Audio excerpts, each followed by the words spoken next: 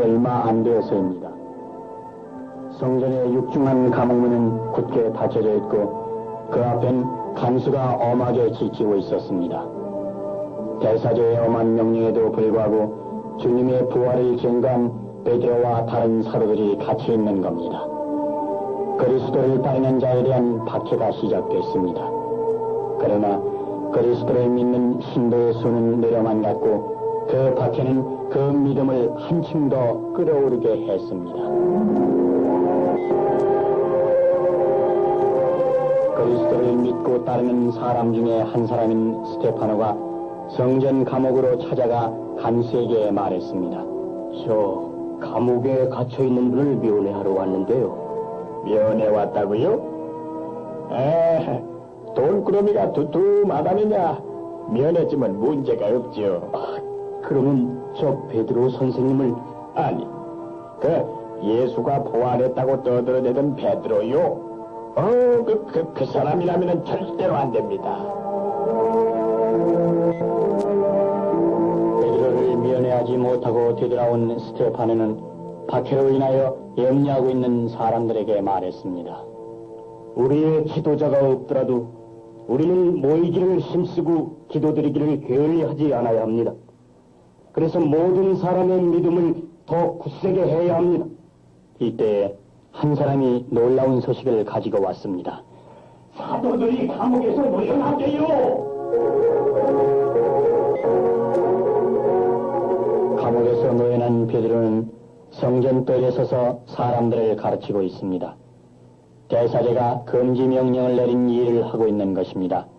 어떤 사람들은 말했습니다. 아니, 저분이 감옥에 갇혔다는 말을 들었는데 그 어떻게 된 거지요? 참 이상도지. 예수의 도를 가르친다고 잡아갔었는데 여전히 그 도를 전하고 있구먼. 감옥에 가뒀던 베드로가 감옥에서 놓여놨을 뿐만 아니라 대사제가 하지 말라고 명령한 설교를 성전뜰에서 서슴지 않고 또 하고 있다는 소식이 대사제에게 들려왔습니다. 아니, 그건 또 무슨 소리야? 대사제에게는 이것도 저것도 믿어지지가 않아 곧 의회를 소집했습니다. 도대체 어떻게 된 거요? 그자들을 석방하라는 명령을 내린 일도 없고 그자들을 석방시킨 사람도 없는데 그들은 버젓이 성전뜰에서 나자렛 사람을 선전하고 있다 하니 어찌된 셈인지 보고를 하시오. 누가 석방을 시켰는지 자세히 보고하시오. 경비대장이야 알고 있겠지요. 경비대장도 사실은 아무것도 아는 것이 없었습니다. 그래서 그는 보고 들은 대로 보고했습니다. 우리가 감옥에 가보았을 때 감옥문은 단단히 잠겨 있었고 문마다 간수들이 지키고 있었는데 문을 열어보니 안에는 아무도 없었습니다.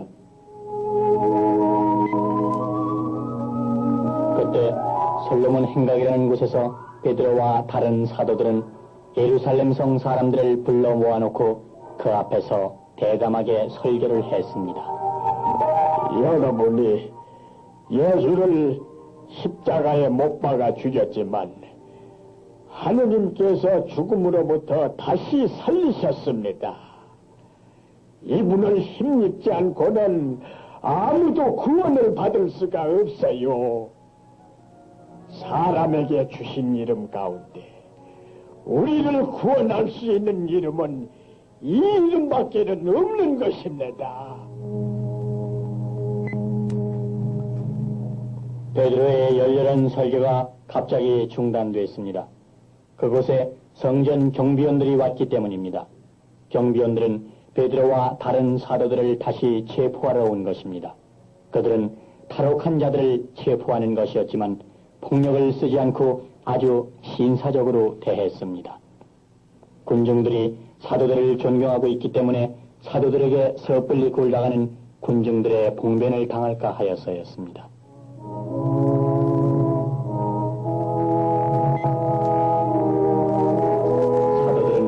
조용히 그리고 겁없이 침착하게 의회 앞에 섰습니다. 대사제가 신문했습니다. 우리는 이미 당신들에게 예수의 이름으로는 가르치지 말라고 단단히 일러두었었는데도 당신들은 어쩌자고 온 예루살렘에다 당신네 교를 퍼뜨리는 거요? 베드로가 한 걸음 앞으로 나서며 담대히 말했습니다. 사람보다는 하느님께 복종해야 하지 않겠습니까? 우리 조상들의 하느님께서는 여러분들이 나무에 매달아 죽인 예수를 다시 살리셨습니다. 그리고 하느님께서는 그분을 지도자와 구세주로 세워 그 오른편에 높이 올리셔서 이스라엘을 회개시키고 죄를 용서받게 하셨습니다. 우리는 이 모든 일의 증인입니다. 이런 고약스러운 말이 어디 있다? 베드로의 대담한 말에 의회는 발칵 뒤집혔습니다. 온 백성으로부터 존경을 받던 율법교사 가말리엘의 중재 때문에 사형은 면했지만 사도들은 많은 매를 맞고서야 놓여놨습니다. 스테파노는 존경하는 베드로 사도의 등에 채찍 자국을 보고는 분통이 터져 말했습니다. 아니, 무슨 죄가 있다고 이렇게 가두고 매질을 하고 하죠? 베드로가 조용히 말했습니다. 우리 주님은 이보다 더 심한 고통을 당하셨어요.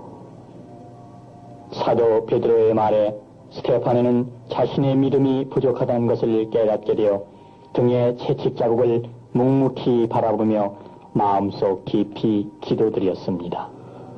주님, 저에게 베드로와 같은 믿음 주소서.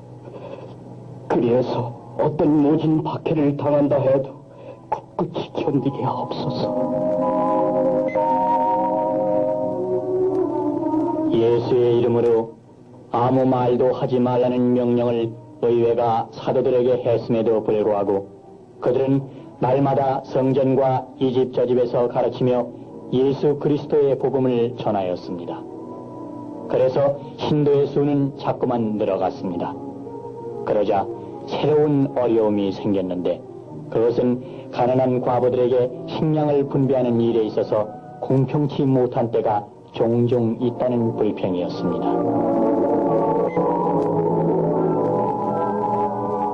그래서 안드레와 바르톨로메오는 베드로와 다른 사도들에게 말했습니다.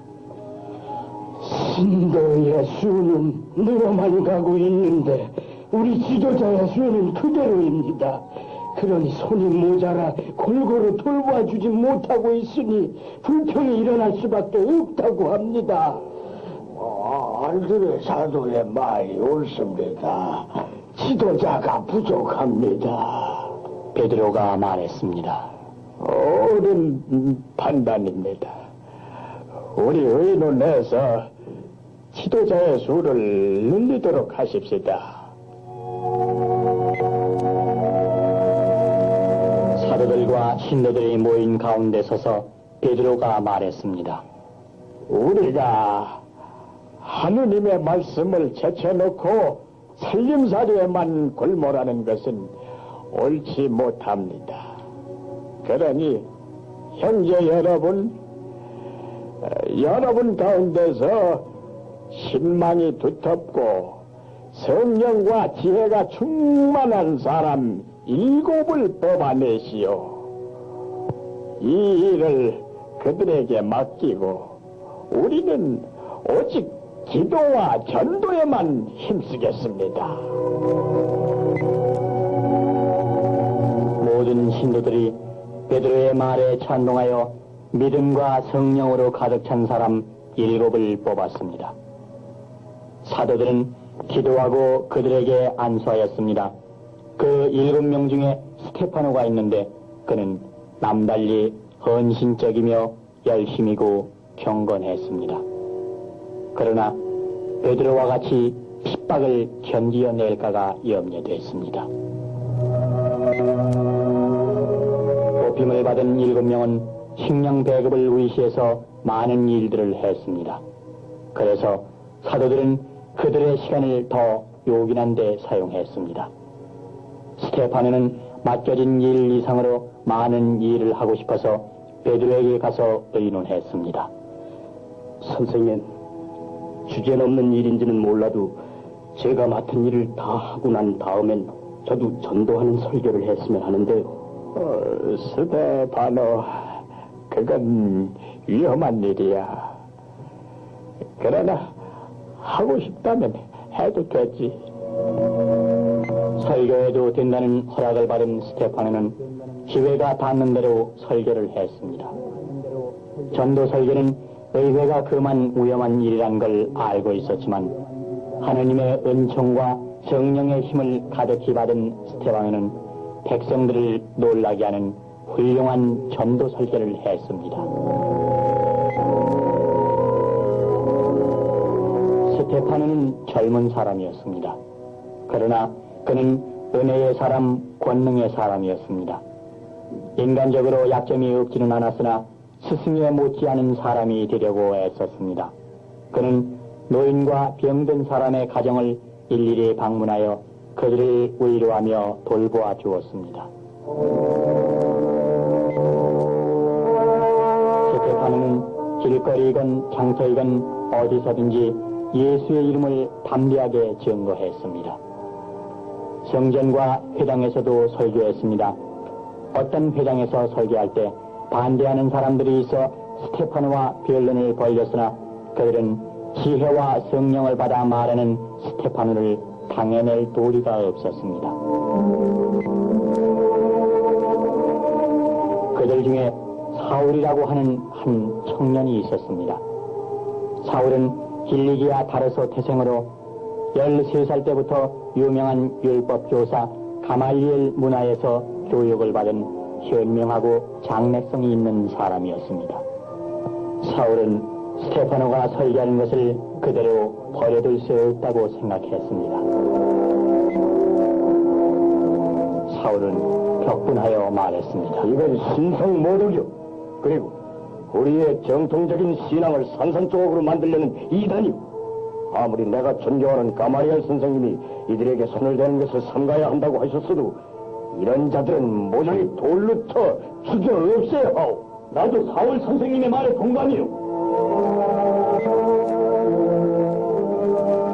사울은 아주 가까운 동료들에게 말했습니다. 나사렛 예수의 이름으로 아무 말도 하지 말라는 것은 다름 아닌 의회의 대사제의 명령이 아니오. 그렇고 말고요. 세상이 다 아는 언명이죠. 그런데 스테파노는 버젓이 성전뜰에서 예수를 증거하고 있으니 이건 의회를 모독한 거고 하느님의 전을 모독한 거고 하느님을 모독한 것이 아니오. 당장 스테파노를 죽여 없애야 하오.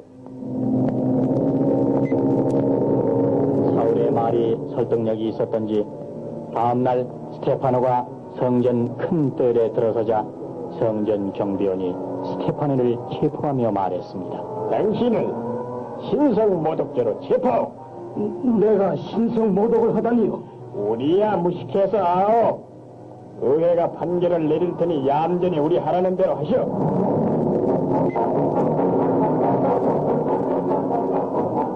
의회로 끌려가는 스테파노를 본 사울은 만족한 웃음을 지으며 말했습니다. 가마리엘 선생님의 자비로운 발언이 나오기 전에 판결이 되도록 해야 합니다. 그야 물론이지. 변론을 하거나 반론할 기회도 주지 않고 처리하도록 해야죠. 우리의 계획에 차질이 없도록 잘 하십시다. 스테파노는 홀로 의회 앞에 서서 거짓 증인들이 하는 말을 들었습니다. 이 사람은 언제나 이 거룩한 것과 율법을 거슬러 말하고 있습니다. 저는 이 사람에게서 나자렛 예수가 이 성전을 헐고 또 모세가 전해준 관습을 뜯어 고칠 것이라고 하는 말을 들었습니다. 그럴듯한 거짓 증언을 들은 대사들은 스테파너를 유심히 보며 물었습니다. 이 사람들의 말이 사실인가? 스테파너는 묵묵히 서서 주위를 살펴보았습니다. 모두가 분노에 찬 얼굴들 뿐이었습니다. 증오에 가득 찬 나머지 살기에 서려 있는 그들의 얼굴은 기회가 주어지기만 하면 당장이라도 뛰어들어 찢어 죽일 듯한 이리의 모습 같기도 했습니다.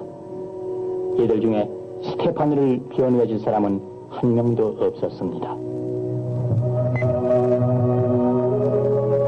그러나 스테파너는 침착하고도 논리정연하게 부형 여러분, 제 말을 들어보십시오. 하며 말문을 열어놓았습니다. 그는 히브리 역사상의 오인들, 즉 아브라함, 이삭, 그리고 모세에게 하신 약속을 하느님께서는 다 이루어 주셨으나 백성들은 그 약속을 늘 잊고 계명을 어겨왔다는 사실을 차근차근히 이야기를 했습니다.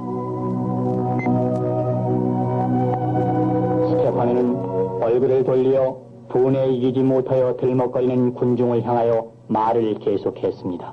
이교도의 마음과 길을 가진 이 완고한 사람들, 당신들은 당신네 조상들처럼 언제나 성령을 거역해왔습니다. 그들은 의로운 분이 오시리라고 예언한 사람들을 죽였지만은 이제 당신들은 바로 그분을 배반하고 죽였습니다. 당신들은 천사들에게서 하느님의 율법을 받고도 그것을 지키지 않았습니다. 스테파노의 말을 듣고 그들은 화가 치밀어 올라 이를 갈면서 소리쳤습니다. 아니, 이건 신성한 의회를 모독하는 거요. 얘가 뭔데 우리 의회 위원과 민족을 정죄하느냐? 그 소란 속에서도 스테파노는 태연하게 서서 하늘을 우러러보더니 소리 질렀습니다. 아, 하늘이 열리고 하느님의 오른편에 사람의 아들이 서 계신 것이 보입니다. 그러자 의회 안에 혼란이 일어났습니다. 사람들은 굶주린 사자들이 먹여개로 달려들듯이 고함치며 스테파노에게 사납게 달려들었습니다. 하느님을 모독한 자를 죽여라! 성막으로 끌어내서 돌로 쳐라! 벌집을 건드려 놓은 사람입니다. 이에 당황한 의회 의원들은 자리에서 일어나 소리쳤습니다.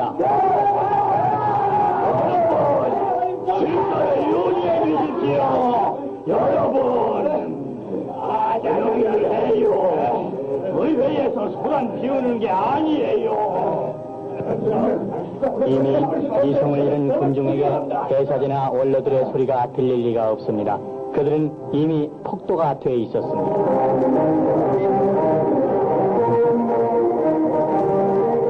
난동자가 되어버린 군중들은 소리소리 지르며 스테파노를 성전에서 끌어내어 마치 죽은 개를 끌고 가듯이 그를 질질 끌고 성 밖으로 향하였습니다. 하느님을 모독한 자라는 고함소리에 길 가던 사람들도 덩달아 신성 모독자는 죽여야 한다면서 소리치기도 했습니다. 성 밖으로 나온 성난 군중들은 움푹 패인 구덩 속으로 죽은 양새끼를 집어던지듯 스테파노를 밀어 넣었습니다. 그리고는 저마다 돌멩이 줍기에 분주했습니다. 하느님의 계명에 대한 충성이라 생각하며 그들은 돌멩이 줍기에 열심이었겠지만 그것이 사실은 지울 수 없는 죄악이라는 것을 그들은 알지 못했습니다. 구덩이 속에 던져진 스테파노, 그의 옷은 찢기우고 그의 몸은 멍이 들고 피가 흐르고 있습니다. 한두 마디의 거짓말 때문에 사람들의 마음은 성난 사자처럼 되어 정당한 판결도 없이 한 젊은이를 죽게 하는 것이었습니다.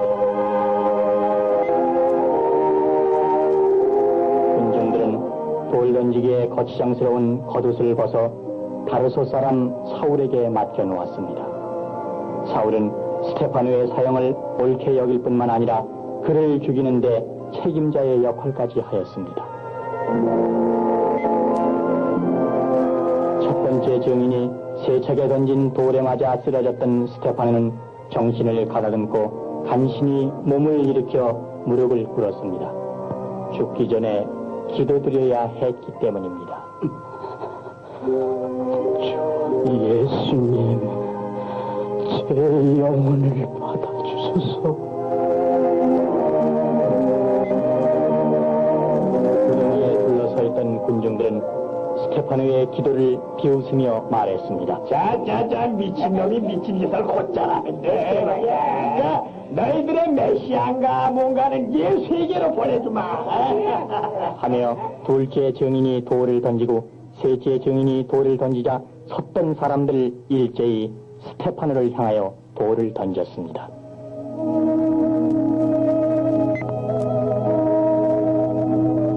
소낙비처럼 던져진 돌에 맞은 스테파노는 피투성이가 되어 쓰러졌습니다. 그렇지만 스테파노는 죽기 전에 한마디의 기도를 또 드려야겠다는 생각이 들었습니다. 그래서 그는 터진 입술로 마지막 말을 했습니다. 주님, 이 죄를 저 사람들에게 지우지 마소서. 스테파노는 이 말을 하고 눈을 감았습니다.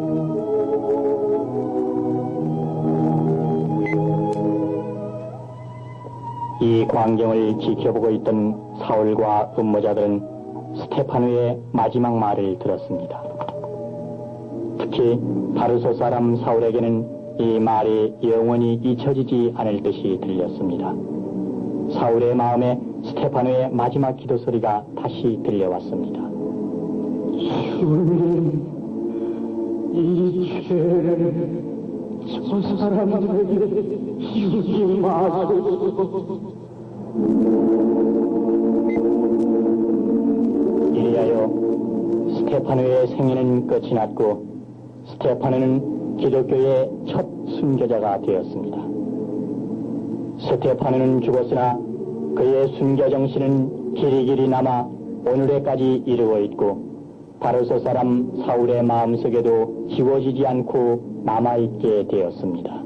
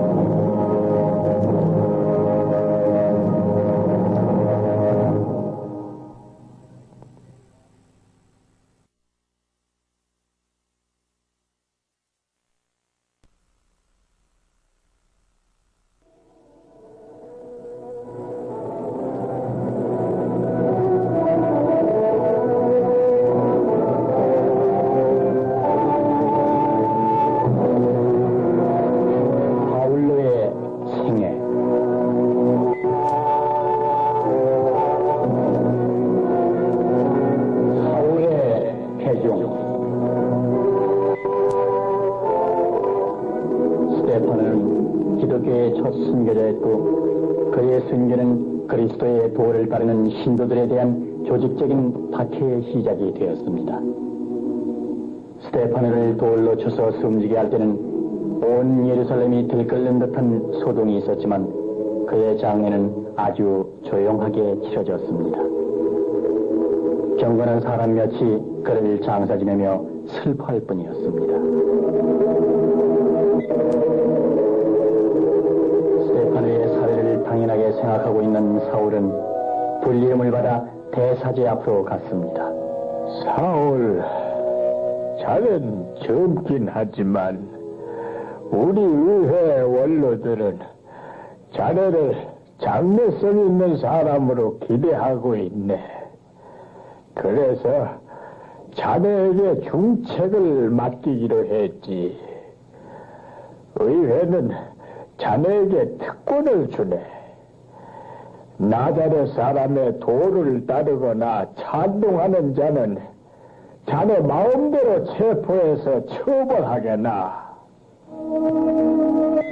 예수의 도와 같은 것은 없애버려야 정통신앙이 보존될 수 있다고 믿고 있는 사울은 물불을 가리지 않고 집집마다 돌아다니며 남녀를 가릴 것 없이 모두 체포했습니다.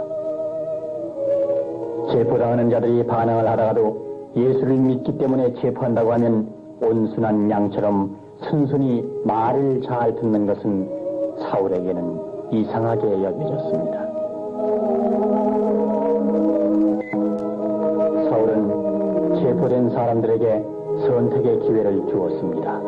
여러분 앞에 두 개의 길이 있어.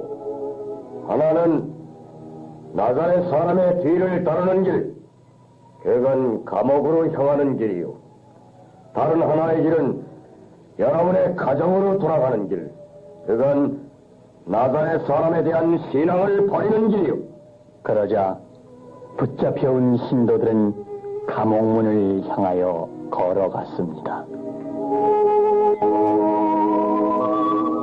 사울의 노력으로 그리스도인들의 모임이 눈에 띄지 않게 되었으나 그가 생각한 것처럼 전멸된 것은 아니었습니다. 크게 자랄 나무는 그 뿌리를 땅속 깊이 그리고 넓게 뻗는 것처럼 그리스도의 도는 점점 더 퍼져나갔습니다. 사울은 깊은 숨을 내쉬며 말했습니다. 악착스러운 자들이야. 이제는 숨어다니면서 그들의 도를 정한다면서? 나는 그들의 비밀 장소를 알아냈습니다. 비밀 장소? 걔가 어디요? 안내드리죠. 사울은 첩자의 안내를 받아 성 밖 으슥한 곳으로 찾아갔습니다. 그리스도인들은 의회의 박해를 피하여 한밤중 공동묘지에서 그들의 모임을 가지고 있었습니다. 사울은 그들의 말이 들릴 수 있는 곳까지 접근해서 그들이 하는 일들을 죄다 살펴보았습니다. 기도 소리가 들려왔습니다. 주 하나님, 저들은 우리를 없애려고 가진 박해를 다하고 있습니다. 주님을 무덤에 가둬놓을 수 없었던 것처럼 세상의 어떠한 힘도 성령의 인도를 받는 우리를 없앨 수 없음을 우리는 믿고 있습니다. 하느님, 달소 사람 사울을 불쌍히 여기시옵소서. 그는 모르기 때문에 주님을 박해하고 있습니다. 그를 용서하시고 그도 주님의 사랑을 깨닫게 하옵소서. 사울은 자기를 저주하지 않고 자기를 위해 기도드리는 것을 보았습니다. 그러나 사울은 명령했습니다. 저들을 체포하라. 굶주린 이리떼가 양떼를 덮치듯 사울의 일행은 예배하고 있는 신도들을 포위하고 체포했습니다. 그들에게는 인정도 없이 부녀자이건 노인이건 가리지 않고 닥치는 대로 몽둥이를 휘둘리며 체포했습니다. 사울은 체포한 신도들을 신문했습니다마는 불안해하는 사람은 그들이 아니고 사울 자신이었습니다. 그들은 모진 매를 맞고 감옥으로 끌려가고 심지어 죽는 일까지 있어도 그들은 무서워하지 않고 신앙을 지켰습니다. 이들의 이러한 태도에 화가 난 사울은 그들에게 마구 매질을 했습니다. 사울은 그들이 쓰러지면서 하는 말을 들었습니다. 주님, 이 죄를 저 사람에게 지우지 마소서. 스테파노가 숨져가며 드린 기도와 똑같은 기도였습니다. 지하 감옥은 그리스도를 따르는 신도로 만원이 되었습니다. 이 감옥은 취급하기 힘이 드는 강력 범죄자들을 감금하는 격리 감방이었습니다. 신도들을 손쓸 수 없는 강력범으로 취급한 것입니다. 사울이 지하 감옥을 찾아갔을 때 신도들은 일제히 사울을 쳐다보았습니다. 그 쳐다보는 눈결은 사랑이 넘쳐 있었고 미움이란 그들에게 있는 것 같지가 않았습니다. 사울의 무자비한 박해는 계속되어 신도들 중 약 10분지 1이 처형을 당했습니다. 신앙을 위해 순교할 각오는 다 되어 있었지만 사도들은 신도들로 하여금 예루살렘을 떠나 사울의 손이 미치지 않는 유다와 사마리아 지방으로 흩어져 가게 되었습니다. 사도들은 땅 끝에 이르기까지 어디서나 나의 증인이 될 것입니다. 라고 하신 주님의 마지막 분부를 기억하고 있었기 때문이었습니다. 자네들은 곧 예루살렘을 떠나 다마스커스로 가되 그곳은 안전할 것을. 어떻게 우리 젊은이들만 피할 수 있겠어요? 다 함께. 아니야. 우리 사도들의 걱정은 안 해도 돼요. 우리 그리스도인에게는 땅 끝에 이르기까지 어디서나 주님의 증인이 돼야 하네. 가서 주님의 증인이 되게. 예루살렘 교회의 동정을 탐지한 자가 사울에게 와서 보고를 했습니다. 요즘 그 도를 따르는 이들이 예루살렘을 몰래 빠져나가 사마리아 지방, 심지어는 다마스커스까지 피난 가고 있습니다. 거기에서도 전도를 하고 있다는 겁니다. 악착스러운 자들이야. 내가 잠시 숨 돌리고 있는 사이에도 그리스도의 교리는 쉬지 않고 퍼지고 있다는 거지. 없을 것들. 성난 사울은 대사제에게로 달려가 미친 듯이 말했습니다. 나사렛 사람의 제자들이 도망쳤습니다. 사마리아와 다마스커스로 피난 가서 거기에서도 예수를 선전하고 있답니다. 이단자는 모조리 없애야 합니다. 사울, 어떻게 하면 좋겠어? 대사장님, 제게 고난을 주십시오.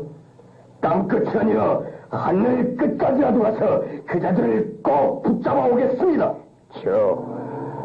사울, 이 공문을 갖고 떠나지. 이거면 넉넉할 거요.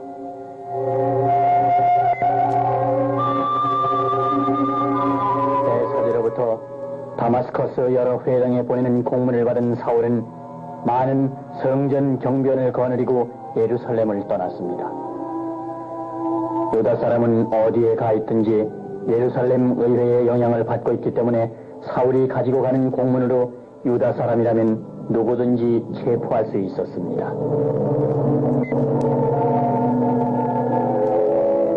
다마스커스는 예루살렘에서 북쪽으로 약 220km의 지점에 위치하여 있습니다. 사울의 일행은 꼬박 5일간의 고된 여행길을 걸어야만 하게 되었습니다. 카라반의 통로를 따라가는 그 여행길은 험한 산맥을 넘고 메마른 사막지대를 건너 질러야 했습니다. 조급해진 사울은 일행을 아주 모질게 강행군을 시켰습니다. 한시 바삐 다마스커스에 도착하여 그리스도를 믿는 자를 한 명도 빼지 않고 체포하고 싶은 마음에 사울은 식사 후에 취해야 하는 휴식 시간도 주지 않고 걸음을 재촉했습니다. 사울은 잠재우는 시간까지도 아까워하며 다마스커스로 향했습니다. 다마스커스 근처에 이르자 일행 중의 대표가 사울에게 말했습니다. 사울, 모두가 지쳐 있습니다. 잠깐 쉬었다 다마스커스로 들어가는 것이 좋겠습니다. 쉬었다 들어가자고? 누우면 고다울 것에서. 그렇지만 모두가 죽을 지경입니다. 마음대로 하시오. 난 먼저 가겠어. 일행은 피곤하여 땅바닥에 털썩 주저앉아 쉬고 있을 때 사울은 이를 악물고 혼자서 다마스커스를 향하여 발걸음을 옮겨 놓았습니다. 이제 곧 예수를 믿는 자들을 체포할 것을 생각할 때 과거의 일들이 머리에 떠올랐습니다. 스테파노가 죽을 때 하던 기도, 그리고 매맞고 쓰러진 자가 하던 기도 소리가 들려오는 것 같았습니다. 주님, 이 죄를 저 사람들에게 지우지 마소서.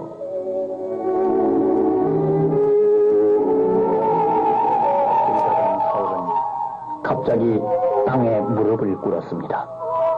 하늘에서 찬란한 빛이 나타나 그의 주위에 두루 비쳤기 때문입니다.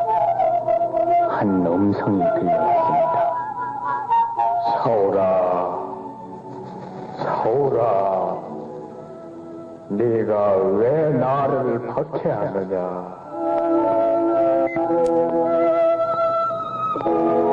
사울이 소리를 향하여 물었습니다. 당신은 누구십니까? 나는 네가 박해하는 예수다. 일어나서 시내로 들어가거라. 그러면 네가 해야 할 일을 일러줄 사람이 있을 것이다. 사울과 동행하던 사람들도 그 음성은 들었지만 아무도 보이지 않아 아무 말도 못하고 그저 서 있기만 했습니다.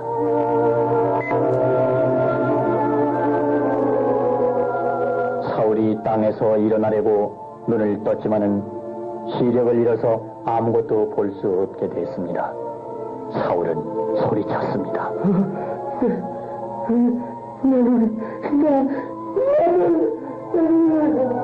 장정이 되어 있었습니다. 사울은 동행들의 부축을 받아야만 걸을 수 있는 사람이 되고 말았습니다. 다마스커스로 들어서는 사울. 그에게는 예루살렘을 떠날 때의 의기에 찬 모습은 없고 어린애처럼 사람에 이끌려 힘없이 성문을 들어서고 있습니다. 그의 동행들도 마찬가지였습니다. 사울이 안못 보는 장님이 되었으니 다마스커스에서 무엇을 해야 할 것인지 알 수가 없었습니다.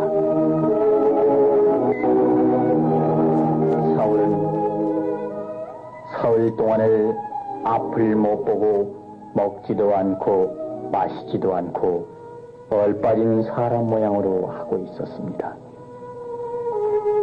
찬란한 빛 속에 들은 주님의 말씀은 그의 생애 방향과 계획, 그리고 어려서부터 간직해오던 믿음을 송두리째 뒤엎어 놓았기 때문이었습니다. 그가 지금까지 빛이라고 생각해오던 것이 어두움으로 화했음을 그는 깨달았습니다. 그러나 아직 그는 새로운 참 빛을 보지 못해 안타까워하고 있는 것입니다. 다마스커스에 아나니아라는 제자 한 사람이 살고 있었는데 주님께서 신비로운 영상 가운데 나타나 그에게 말씀하셨습니다. 아나니아야. 예, 주님, 말씀하십시오. 어서 일어나 고든 거리라는 동네에 사는 유다의 집으로 가서 다르서에서 온 사울이라는 사람을 찾아라. 사울은 지금 기도를 하고 있는데 그는 아나니아라는 사람이 들어와서 손을 얹어 다시 눈을 뜨게 해주는 것을 계시의 영상에서 보았다.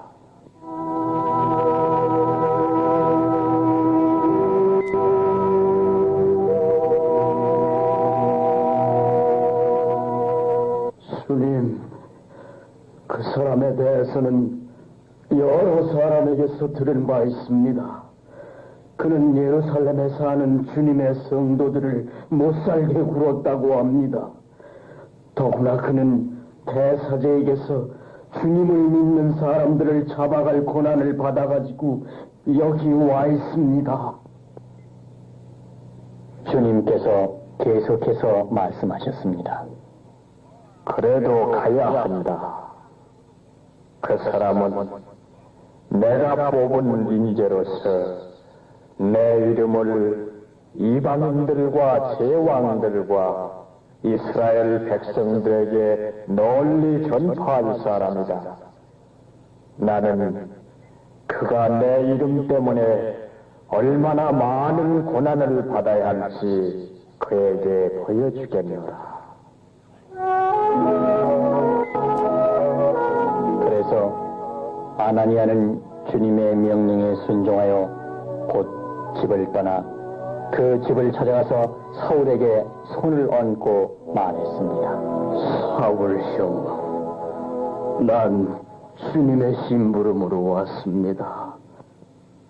그분은 당신이 여기 오는 길에 나타나셨던 예수님이십니다.